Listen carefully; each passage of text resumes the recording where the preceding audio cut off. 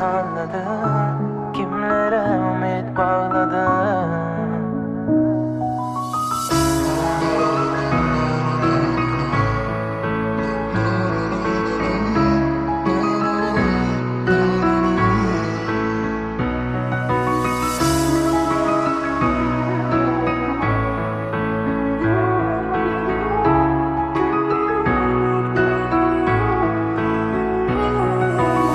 Gergedekler hoş vaktim gelyen aklıma. Goğu güllerimizden galı dine yatlama. Ömrür arzu ederdik bolur deyip çağalarımız. İkimize mayri yerde inni açıldı aralarımız. Kıynayan yıllarıma sen gidenine del ökün söngüm. Hemme zadı özün günahkar. Sebebi sayladın bahtı derle yanlış yolu. Doydum yalanlarından savur kesem dolu.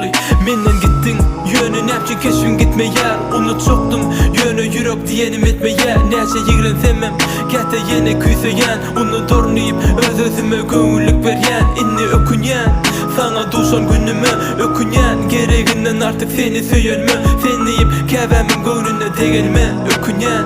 Görküne alınıp seni söyelme. Meniden sen özünü anladım. Özünü anladım. Kimlere ümit bağladın? Meniden sen özünü anladım.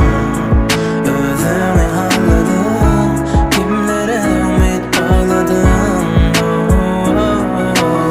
İşten mi? Bilemok nem üçün uzakta varsamam seni yatladı ya her geçen. Geçmişi yatlap ottun ya yar içim. Kovusu bugünüm için al şarap açım. Bilyen mi men bärik biz için gelipdi mi? Hiç kime zar olman durmuş kurmak istediğe. Şeyle var işleyedim maksadıma yetme için. Uludan toy kurnap yeke seni balıklı etme için. Öttü ay günler ütködü 4 basıl gün geçtiğince ağıllı sen bana yadiyan hatın. Dereksiz adı öykülen olup can esim almayadınam yüzüme koyan olup. Hay borla seyale süpür göz yaşını deyip köşeştiriyen yine haynadaki özümü. Bak yöne hinni bulan bari bir derek umut. Yakınım sayenim senin kalın bakiyat olur. Meniden sen özünü anladım. Özünü anladım. Kimlere ümit bağladın? Meniden sen özünü anladım. Özünü anladım. Kimlere ümit bağladın? Meniden sen özünü anladım. Özünü anladım. Kimlere ümit bağladın?